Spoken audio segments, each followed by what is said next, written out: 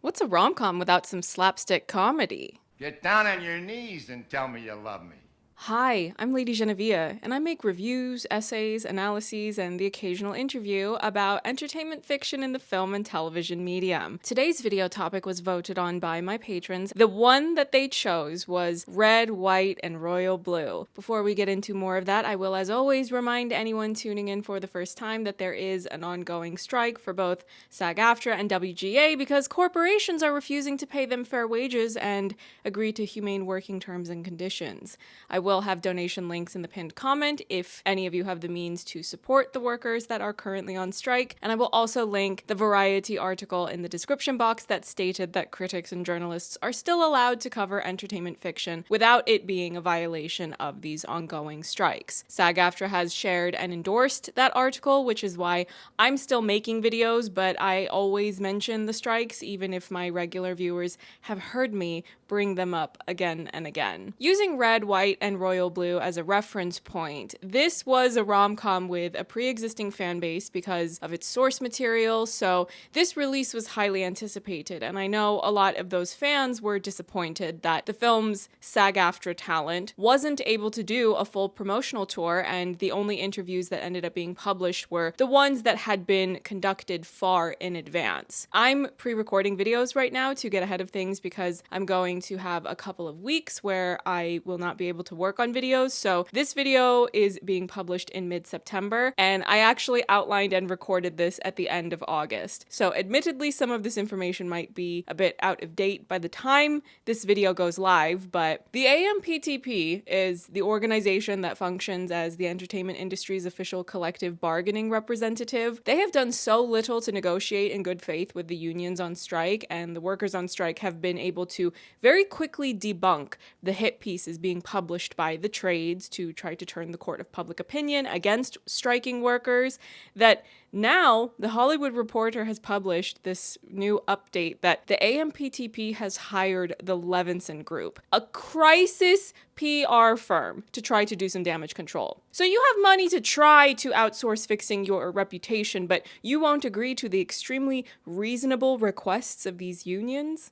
Make that make sense. But circling back to Red, White, and Royal Blue, this is a rom-com released on Prime Video based on a book of the same name. The central couple is Alex Claremont-Diaz, the son of the President of the US Empire, and Prince Henry of the evil English monarchy, aka how the hell do the English still have a monarchy when the French already showed everyone how to liberate oneself from parasites over 200 years ago? Oh yes, we're going there today. Death to the enemies of the people of the Republic. Hurrah!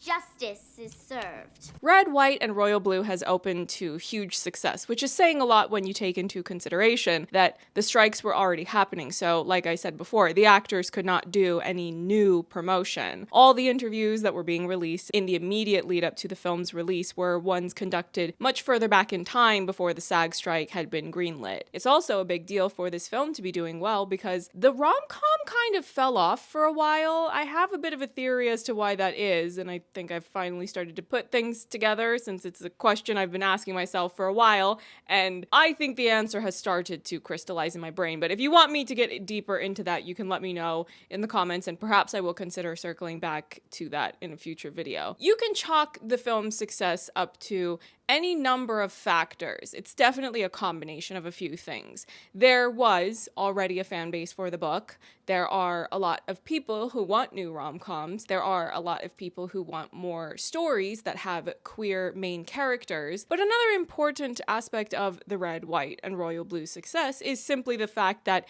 it is, for the most part, executing its intended concept well. If you do something well, there is a decent chance of word spreading and then more people will watch it. It's not a perfect series of steps, of course. There are plenty of things I personally have watched and enjoyed that have not performed well commercially, numerically, but it helps. The consistent feedback I've seen online for Red, White, and Royal Blue has been largely skewed in the direction of being positive. Even Kenny JD watched the film with the intention of making it another installment in her Bad Movies and a Beat series, only to find that she unironically enjoyed it and instead made her video an installment in her Good Movies and a Glam series. One factor that may have helped Red, White, and Royal Blue is that it was released directly to a streaming platform. It seems like the rom-coms released in cinemas have been a bit more hit or miss in their success. Crazy Rich Asians came out 5 years ago, and that was a financial success, but the sequels to that film have stayed in development hell, which, to be clear, I'm perfectly fine with them staying there, but that is also a conversation for another day if you really want me to unpack that. Take it away before I gag. A rom-com like Bros, however, did not perform well financially, which I think is a shame. I saw that in the cinema when it came out and I had a perfectly fine time with it. It probably didn't help though that that one was rated R, which can pose a challenge when you're trying to get more people in the seats at the cinema. But on the other hand, rom-com darlings from the golden age of rom-coms returning to do new rom-coms have seemed to hold a bit more steady in their financial success. Jennifer Lopez did Marry Me, Julia Roberts did Ticket to Paradise, and Sandra Bullock did The Lost City, and those films performed in a varying range of moderate financial success. A rom-com is by no means an esoteric concept, so that also helps it to appeal to a wider audience if the rom-com is in fact done well. Rom-coms are not typically intended to profoundly challenge an audience. They're often intended to be feel-good movies with a mostly lighthearted tone, and that means they tend to be very accessible, emotionally and intellectually speaking. I'm happy that Red, White, and Royal Blue has apparently performed well, numerically speaking, not because I think that the numbers are the only way to determine if something has merit, but as someone who wants more rom-coms to be made, my hope is that this film's success will have a snowball effect so that more producers and companies will greenlight new rom-coms to be made. Having said all of this though, my feedback of Red, White, and Royal Blue is mixed, even if it does lean more so in the direction of being positive, so we're going to oscillate in the remaining runtime. The points of feedback will go positive, criticism, positive, criticism, and then we can end on another positive. My intention with all of this is not to nitpick for the sake of it, but to simply have a discussion that explores what makes a successful rom-com and what details of the filmmaking storytelling process need to stay out of any and all future rom-coms. So let's begin. So, are you still like Stonehenge, Your Royal Highness? One of the first noticeable strengths of Red, White, and Royal Blue is the chemistry of the two main leads. Trying to explain or quantify chemistry poses challenges because it feels like this mysterious, intangible, almost cosmic force of nature. You don't really know what chemistry is, but you can recognize it if you see it. If you try to pull apart the concept of chemistry like it's a machine that you disassemble so that you can look at the parts, there are pieces you can see all working together in tandem to create chemistry on screen. You need to film and edit your footage together nicely. Two actors having chemistry when working together will resonate more if you have things like pretty lighting, the right mood music. Did he say till the sweat drops down my balls? So now if you'll excuse me, they're playing my jam. Maybe you add a bit of slow motion at just the right moments. You can do that thing where the camera spins around the couple while they're having a climactic moment in their romance. In the case of Red, White, and Royal Blue, a good example of this type of cinematic presentation would of course be the New Year's Eve party where everyone gets low while Alex and Henry stay standing, everything seems to slow, the audio changes, and the only thing that exists in that moment is their connection. Prolonged eye contact is another staple of good romantic storytelling in the filmmaking medium. You'll see it a lot, and when it's done well, it just really hits. Chemistry can also be assisted by quality screenwriting. Banter is often a staple for facilitating chemistry between the leads in a rom-com. If you have your leads do a bit of verbal sparring, it spices things up a bit. If you go too far, though, you'll probably end up getting pushback from the audience, either right when you release it or a few years down the line when viewers and media analysts criticize your romantic pairing for being toxic or abusive. It's a delicate balance. It should feel more like a dance or the sport sport of fencing where, yes, you have a fight happening, but the swords aren't actually weapons that can mortally wound your opponent. For Alex and Henry, a prime example of this would probably be the recurring point of contention between them with the disagreement about their height. Also, I swear that he is not 6'2". In your case, I would say it's rather inevitable. We are the same height. If you say so, Alex. You're wearing lifts. You know that too, sweetheart.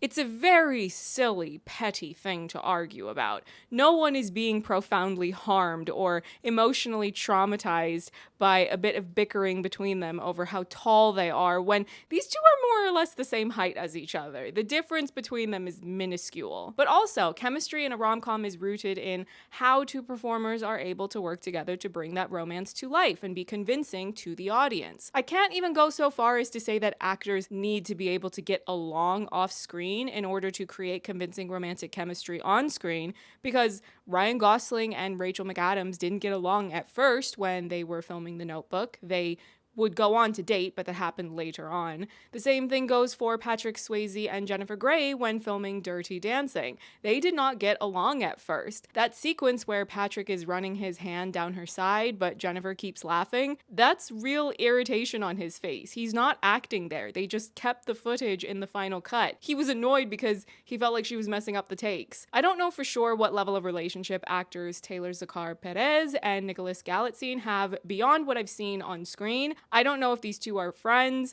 besties, or simply colleagues that know how to work well with one another, but it's undeniable that they are, in fact, effective on screen, not only as actors bringing to life their respective characters, but bringing that extra something. Chemistry. Whether they're doing the bickering, the passionate romance, the drama, or the more sweet and tender moments, the chemistry is convincing, it's entertaining, and it gets the audience invested. No, that's not what I meant when I said... yourself, Your Majesty. It's your Royal Highness. I don't know how many times I have to tell you that. Now for the first point of criticism. Production value. There are multiple instances where the general look of this film is questionable. The party scene, there's not enough guests in attendance, and the general look of the party looks cheap. You're the president's son, and your big, hot New Year's Eve party looks like a middle school prom in an ABC Family movie. Yeah, you heard me. The low production value is an issue particularly in regards to the VFX. There's clockable green screen like this scene right here. This whole backdrop of what's supposed to exist outside beyond this balcony, it looks bad. The same goes for the fake Paris VFX outside their window. I clocked that immediately. Now, whether you're using green or blue screen is not really the point, but if it's clockable for looking questionable, that means the quality of work is not up to par. Now, to be clear, this is not a criticism of the VFX workers themselves. This is more so about things like budgeting and, by extension, your timeline for post-production. A while back, I did an interview with a VFX artist, and they explained to me that when it comes to instances of VFX being poorly done and looking bad to the point that the audience is able to call it out, the VFX artists that worked on it are well aware that it doesn't look good. But oftentimes, the reason why you will have these VFX not looking good is because the people at the very top of the corporate food chain, the ones at the highest executive level, will underfund VFX artists. So essentially, the VFX artists are not being paid enough money for their work, and they're also not being given the necessary amount of hours that are required to be able to make VFX look really great. I have no idea about the exact logistics of the behind-the-scenes making of Red, White, and Royal Blue, especially when it came to their VFX. All I know is that I'm seeing very clockable CGI, so somewhere in the machine of movie making, something went wrong. I don't bring this up just to nitpick. I think it's important to demand that executives and corporations not cut corners in the business of filmmaking. We're already being reminded that this is being done to such an extent that 87% of SAG members are not being paid enough annually to qualify for health insurance. This attitude of callous cost cutting also has resulted in several original works being removed from streaming platforms for tax write-offs, and being overly obsessed with cutting costs can have a negative impact on the overall artistic presentation and cinematic impact of a film. You've got these CEOs and a lot of other people making multi-million-dollar salaries, but when it's time to pay VFX artists for their labor, and for the correct amount of hours to do their work at an optimum level, all of a sudden you don't seem to have the money? Maybe some of you executives should sell your yachts before someone drops the location of those yachts online in order for people to go find them and expropriate them just as soon as they learn what that word means. An important factor to keep in mind when it comes to these cost-cutting measures that result in ugly, clockable green screen work is that it negatively impacts the legacy and longevity of a film's trajectory and space in the cultural zeitgeist. You can take films like Peter Jackson's Lord of the Rings trilogy and watch them 20 years after they were released, and you will still be wowed by how gorgeous the visual world building is. Now, to be clear, not everything in those films was done using visual effects. You had incredible craftsmanship on the wigs, costumes, and special effects makeup for many of the different creatures, such as the orcs and the Uruk-hai. And there was also the use of forced perspective, so you could achieve certain visual tricks practically, like the difference in size of characters depending on what species they are. But Peter Jackson's Lord of the Rings films were also at the forefront of new groundbreaking work in the VFX field, particularly with their mocap work in bringing to life Smeagol, aka Gollum, aka why does Andy Serkis not have an Oscar yet? That award show is such a sham. Oh! No! No!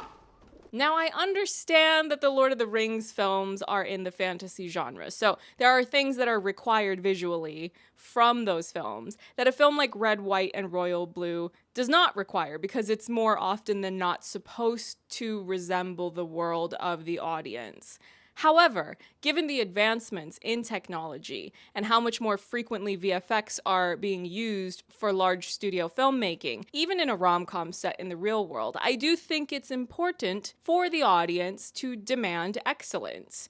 If you take older rom-coms from decades past, whether it's from the 1980s or the 1990s, visual effects technology was nowhere even close to the levels of today. So if they were trying to convince the audience that the characters were in a specific location, they needed to be in some type of real location. So you would either do that on location somewhere, or you would build a set and you would get people who were at the top of their game to build that set, do the production design, dress the set so that the illusion is never broken. The audience stays immersed in that story. Now, when you revisit those films, you might find yourself wincing because someone says a word that you would not say anymore, or you might roll your eyes at the antiquated beliefs or practices presented in the story about how to go about wooing a romantic partner. Those parts of the story demonstrate how a film is a product of its time, but the look of the film itself, you can't fault it. You've got gorgeous locations and well put together sets. If you release Red, White, and Royal Blue in 2023, and you've got cheap sets and moreover the VFX is already clockable, how much more laughable are those VFX going to look to an audience watching the film for the first time 5 years from now, 10 years, 20 years, 100 years from now? Never ever underestimate the staying power of quality production value, darling. Look at the big MGM musicals. Almost a century after the fact, the visuals still wow. What are you gonna be when you grow up? A burden on society. The pendulum has swung, and we're shifting from criticism back to compliment. Red, White, and Royal Blue has excellent physical comedy. Of course, the verbal sparring is funny and entertaining, but I really want to emphasize the physical comedy because I like my rom-coms to have a bit of mayhem.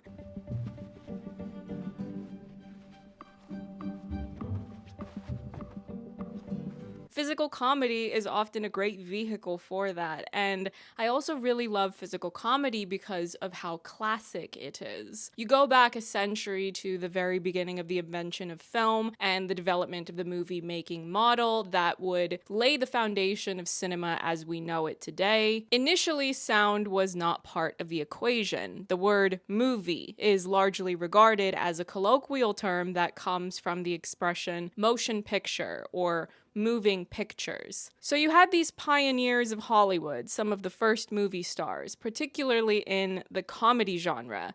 They were people who could do physical comedy. Buster Keaton, Charlie Chaplin.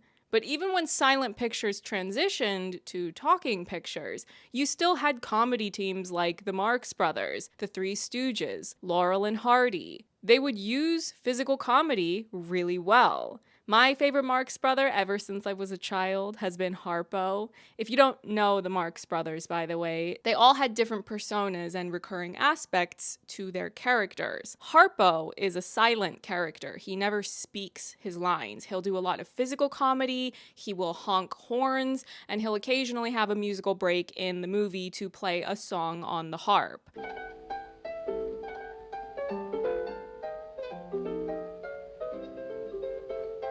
You move forward in time a bit more, and you still see iconic physical comedy in bits like I Love Lucy, when Lucy and Ethel are unable to keep up with the rapidly increasing speed of the conveyor belt with chocolates on it.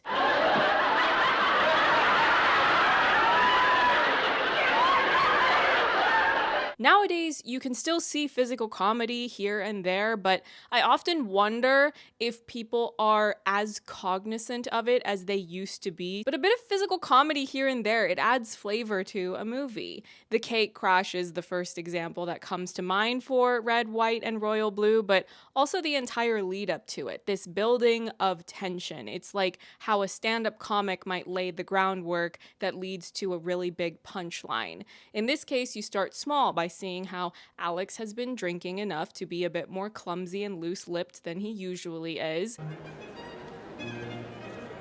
Henry! There's precise choreography in play with the drink, the frosting, the jacket, the napkin. It all escalates and crescendos until...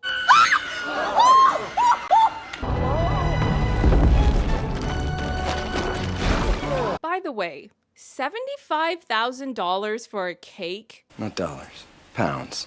The cake alone costs £75,000. That's a down payment on a Ford Focus. If I'd been writing this story, the punchline to follow up a number like that would not have been a cake crash. It would have been a guillotine. Death to the enemies of the people of the Republic.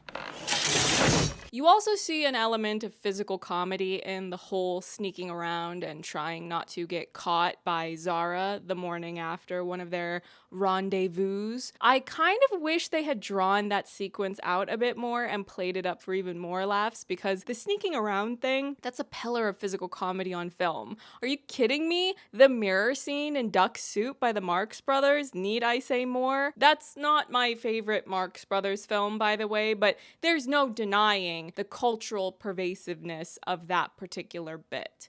Another physical comedy moment I want to call out, because I laugh out loud whenever I see it, is the part where Alex and Henry are walked in on by Secret Service and they jump apart, and Henry tries to pretend that he's looking at the bookshelf. The physicality of that is exaggerated enough that it's just so much funnier. The other thing about physical comedy or mayhem in general is that I think it's important to incorporate this in rom-coms because it makes them pop more. I don't need rom-coms to be so overly grounded in realism. If I wanted reality, I would just go outside. I'm watching a film. I want to be transported to the world of that story and see a show. Like if I use The Wedding Planner as an example. My new Gucci shoe. That bit is everything. My new Gucci shoe. A doctor tackling you so you don't get taken out by a runaway dumpster that's rolling down the hills of San Francisco because you were trying to rescue your new Gucci shoe. Oh, are you okay? That is a meet cute if ever I saw one. Well, this was some meet cute. Or another example, Kate Hudson's overall physicality becoming more exaggerated when she's trying to scare away Matthew McConaughey in How to Lose a Guy in 10 Days. Or Kat Stratford crashing into Joey's car in 10 Things I Hate About You because it's what he deserves.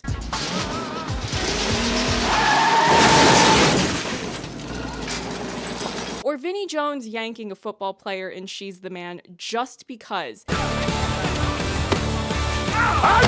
Vinnie Jones, please do more comedies. I know that that's where you actually belong. There's also something unintentionally funny about watching these two actors pretending like they're in a crammed closet when everything about how this set has been put together looks like a wide open space so that the cameras can have an easy time filming them from all the different angles they need. They did not effectively create the illusion of a small space, but I respect Taylor and Nicholas for giving it their best effort.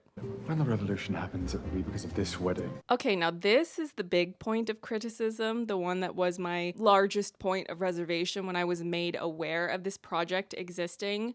The politics. I wanted nothing more than to be unreserved in my eagerness for a new rom-com. Even more fun that it's a queer rom-com because I want performers of all ethnic and cultural backgrounds to get to perform the lead roles in rom-coms, and the whole array of gender identities and sexual orientations should get to be present in the A-plot of a rom-com. And I say the term A-plot because some rom-coms will have more than one couple, but the A-plot is the one that gets top billing and the most airtime.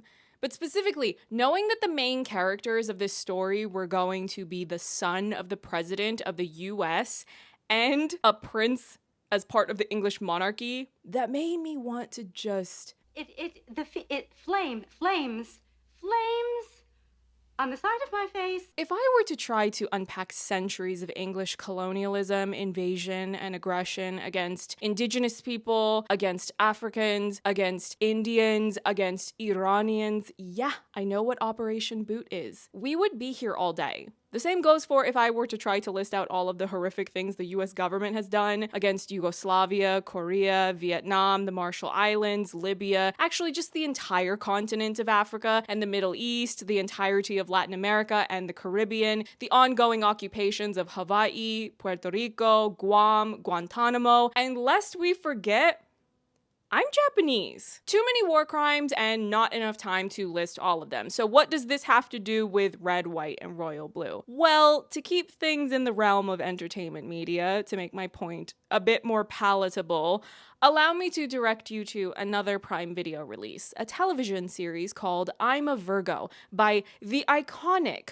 artiste Boots Riley. The extremely basic premise of that show is that it's about a 13-foot tall black man in Oakland. That's about 4 meters for those of you who don't have a frame of reference for height unless it's in metric. I'll skip the entire plot synopsis and simply direct you to the part of the show relevant to this video, which is where they address in the show how entertainment media is often used as a propaganda tool to make us, the broader collective, the vast majority of the population who does not have a multi-million or even worse, $1 billion fortune to our names, empathize with the people who are hoarding all of that wealth. Not too long ago, they've even referred to our work as propaganda. It is. What is what? It is propaganda. It creates reality because it creates our perception of it. It determines the actions that we take based on what? That perception. It is propaganda. My whole life is propaganda. A righteous propaganda predicated on the rule of law. I'm a Virgo astutely points out that a lot of the entertainment media we are fed, especially by Hollywood, is trying to make us empathize with the architects, benefactors, and enforcers of our own oppression. How do you tell the whole working class that their economic situation is due to their poor choices? You don't. You tell them it's the other that's making bad choices. It's the culture of the other that causes this. You do this via the news, sitcoms, cop shows, and superhero shows. Even when they're smart enough to hide their point.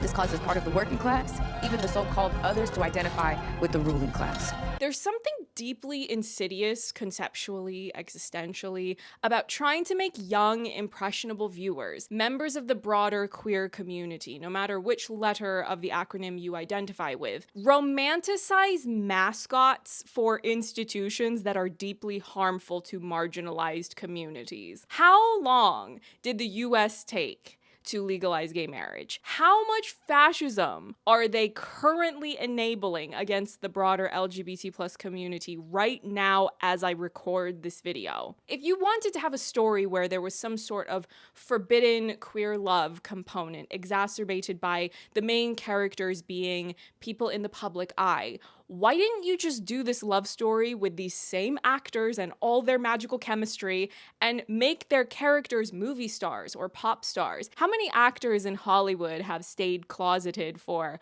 a very long time? You could have explored some really interesting nuances to how, even to this day, actors can feel pressured to stay closeted because they are worried about how coming out publicly will affect their careers. Their teams are pressuring them to maintain a certain image and persona.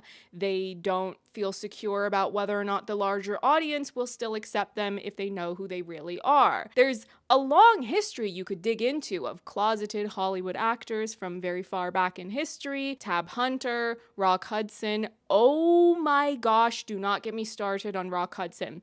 This man was friends with the Reagans from their Hollywood days because Ronald Reagan used to be an actor before he was an evil US president. And then when Rock Hudson was dying from AIDS, he reached out to them because they were in office as the president and first lady. He's asking them for help, and they ignored him and let him die without making any sort of attempt to do anything for him. That is the reality of the American political power structure as it impacts the LGBT plus community. And the English monarchy, really? The same English monarchy that did not approve of Princess Diana going and meeting with AIDS patients to try to help them, to try to destigmatize the public perception of them while they were being left to die without any material help from their governments, let alone their parasitic overlords wearing jewels stolen from India and Africa. No, ma'am. Now, if you had done the son of a president thing for a rom-com, but the president was ruling over a made-up country, I probably would have definitely been less prickly. If you had made the prince a prince of a made-up country, I probably would have still been annoyed, but maybe I would have been willing to suspend my disbelief a bit more. Might being the key word. We will never know for sure since that's just not how this story went. I don't like that they had Henry mentioning how absurd it is for his brother's wedding to be so expensive. What he's saying is true. But I found it to be incredibly patronizing because it felt more like you were trying to write in such a way to placate your critics, the ones who are absolutely right to condemn English monarchy, and you just put that in the script because you don't want to get flack for romanticizing English monarchy. But here's the thing, at the end of your story, nothing fundamentally changes. The movie does not end with the abolition of the English monarchy. There is no revolution that happens that is made to push for better life for all people. The monarchy still stands with all their palaces, while there is an ongoing poverty crisis in your country, England, as well as all the other countries that are still being occupied by England today. Or we can straighten it out right here. Instead, the ending of Red, White, and Royal Blue spins a false propagandized version of English monarchy, in which you will be accepted for who you are, and the institution of English monarchy will just suck it up and let you do your thing because you were brave enough to stand up to them. They'll adapt with the times. I'm sorry, did we not all see what the actual English monarchy did to their spare? But you're the one who decided to put your dick into the heir to the British throne. Well, technically, I'm the spare. Not talking to you, sir.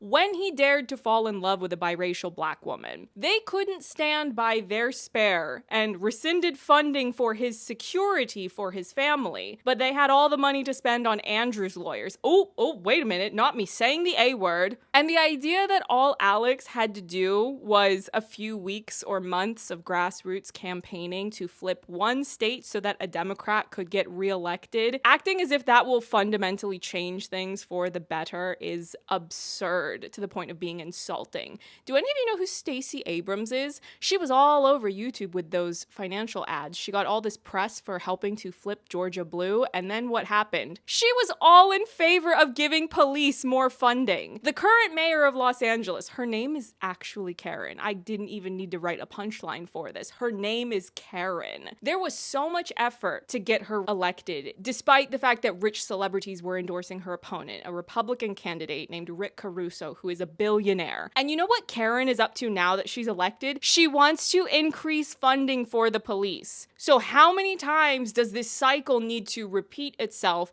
before people realize that this political system is fundamentally broken and it's all just political theater playing out while nothing fundamentally changes except for cops who keep receiving more money? I cannot watch Red, White, and Royal Blue and be happy for Alex that he got his mom reelected. What exactly is she going to do? Name one US Democrat president that has not greenlit war crimes against the global south. Spoiler alert, you can't. Clearly the best solution to this kerfuffle, this terrible premise for a love story that is only saved by the fact that these two actors were putting in work to make the viewing experience as satisfying as it is to give Taylor and Nicholas another rom-com to do. One that does not romanticize evil, oppressive institutions. Let's bring it back to the basics. Put these two actors in a coffee shop or a library or a cottage in the countryside. Or another option to throw into the mix, since apparently we're brainstorming,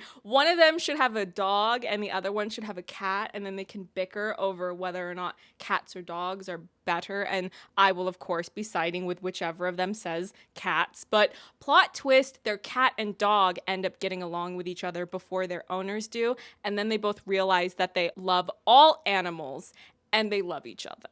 I don't know if today's adolescent audience knows this to the extent that they should, but it used to be that if actors had terrific chemistry together, Hollywood would, sooner or later, give them another movie to do together. Meg Ryan and Tom Hanks, Keanu Reeves and Sandra Bullock, Kate Hudson and Matthew McConaughey, and most recently, and delightful of all, Julia Roberts and George Clooney. Maybe, just maybe, if you nag these executives enough, you could get these two actors another rom-com together. I don't know. Maybe focus that energy first on forcing executives to actually pay actors and writers fair wages, residuals, and codify the proper working terms and conditions. But as soon as that mountain of a battle has been won, demand a new rom-com for these two. Who knows?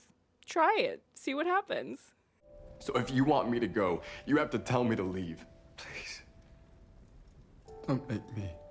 I know that last section went all over the place, but I wouldn't be able to keep things small and calm because propaganda is more or less my least favorite thing to see in entertainment fiction. I am so repulsed by it, and I find it especially insulting when they try to put it into rom-coms, which actually happens more often than you would think. Are you lost? The trashy action movies are next door. Go away and go there. Despite the political anti-monarchy irritation you've just experienced, I did mostly like Red, White, and Royal Blue, and the final point I will give in this video, my final compliment, is the fact that this film and the main couple in particular have so much heart.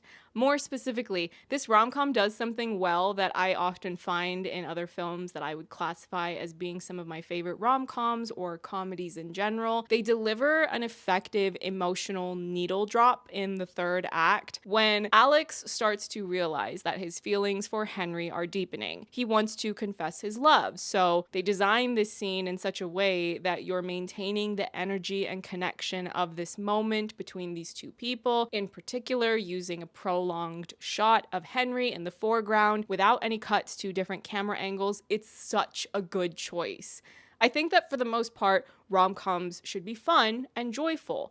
I wholeheartedly reject lumping melodramatic romances in with the rom-com genre. It feels like rom-coms, or even more broadly speaking, the comedies that skew towards having more women as the target audience, they don't get the respect or critical acclaim that they deserve, but that completely underestimates how much skill goes into telling a story that is fun for the audience while also infusing an emotionally meaningful connection, something that gets people invested in the well-being and happiness of the characters. You care about their happiness. If you can make your audience laugh, show them a good time, make it fun, but along the way you also get them invested in the characters and their well-being, it makes the emotional turning point resonate more. Take an example like Cameron Diaz in The Holiday. You start with her humorously throwing her boyfriend's possessions out of her house because he was unfaithful. Along the way, during this argument, he chides her for never crying. I mean, you're the only woman on the face of the earth who breaks up with her boyfriend and doesn't even shed a tear?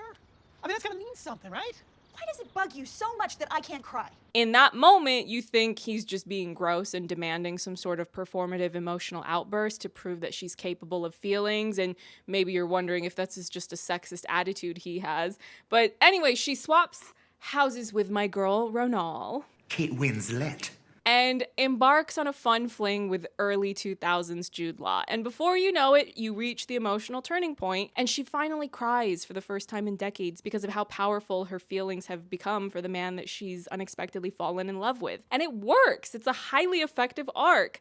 Julia Stiles reading her poem in 10 Things I Hate About You. Deborah Messing walking through the rain in The Wedding Date. This delicate balance of tonal variation is not easily achieved. I've seen a lot of rom-coms, a lot of comedies, a lot of chick flicks, and when you really pick out the best of the best at doing an emotional needle drop, you really have to respect the execution. All things considered, Red, White, and Royal Blue is very good at intermingling these tones. There's so much comedy and fun, but then they hit you in the third act with these deeper explorations of the emotional intimacy in this relationship you find yourself invested in. Their feelings for each other have reached a level that is directly proportional to how much your feelings for those characters have grown. I really appreciate this type of blending because I personally find a lot of the melodramatic romance stories, really this is just me shading Nicholas Sparks, they're too much. I can't rewatch them as easily because they wear me out, and when I'm finished, I feel like I need a nap. But a well-rounded rom-com, I can have that playing on a loop because I have more fun along the way, but I also care so much about the outcome of the story and achieving that emotional catharsis that comes whenever whatever happens in the final third act. The entirety of the viewing experience is ultimately more satisfying. A lot of this movie is silly and fun. It's not just an intense, dramatic confession of love, of you flying across the ocean just to see the person you love. So when you do reach that moment, it feels more impactful because a lot of what you've seen up until that point is just a good time. And the contrast is important and helps the overall effectiveness of the storytelling in general, but especially for the emotional turning point to hit you the way that it does. He grabbed my hair in a way that made me understand the difference between rugby and football. Hopefully the points I've made have made sense. I will admit I made this video in a rush. I've got some things going on in the coming weeks that are keeping me preoccupied, which is why I'm trying to get more ahead of things. But if you want to hear more of my thoughts on romantic storytelling or rom-coms in general, watch my modern literary adaptation video. It has a focus on Anyone But You, which is an upcoming rom-com that may or may not be coming out in December. We don't know because workers are not being paid and a lot of projects have been getting delayed. I also recently posted a video on Rizzo and Kaniki, who are my favorite couple in Grease 1. You pig. I love it when you talk dirty. Like, comment, subscribe, and thank you to my patrons for choosing this video topic. My next video will most likely be the other video topic I had offered to patrons as an option, so just keep an eye out for that. Bye.